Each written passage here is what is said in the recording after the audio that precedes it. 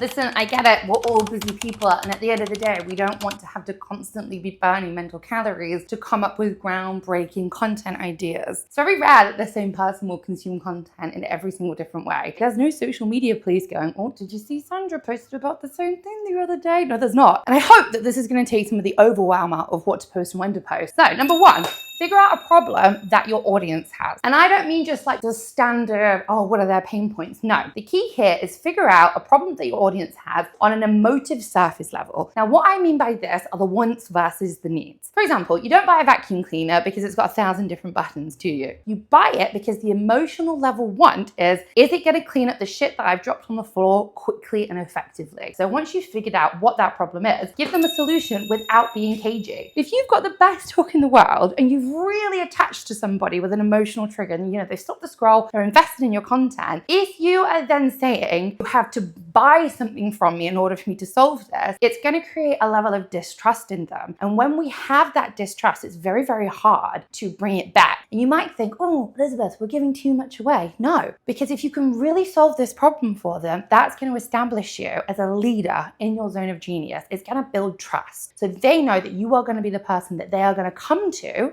solve their problems because they trust you. Because I'm damn sure that they've got more than one fucking problem and you've got more than one fucking solution. Am I right? Once you've given them a solution without being cagey, you've mapped all this out. This is how you create 5 pieces of content. The first one is a talk to camera one, like this. The second one, B-roll, film a 10-second clip of you doing whatever, add a little bit of catchy on-screen text, and then give your value in the caption. The third one, a voiceover. So just film yourself going about your day-to-day and then add in your voiceover the same script you use for your talk to camera one. Then the fourth one is a carousel. So these are those swipe through posts. So you can either use the in-app features on Instagram and TikTok where you add in a photo and then you add in the text overlay, or you can just whip one up in Canva so you've got a template so that you can quickly edit them in the future. Either is fine. Just do whatever takes you the less amount of time. Done is better than perfect. And then the fifth one is a photo carousel or just a static photo. On Instagram and Facebook, I would say a photo with a longer caption does work really well. But if you are putting a photo up on TikTok, I would say a carousel photo with some context on each slide is going to help people to then read a longer caption. Here it is at a closer look. Pause me, screenshot me, do whatever you want to do. But what I would recommend is saving this post for next time you are planning your content so that when you sit down, you don't get overwhelmed and you actually have a solid plan of how to show up confidently and consistently online so that you can be visible and you can start getting those sales that you deserve.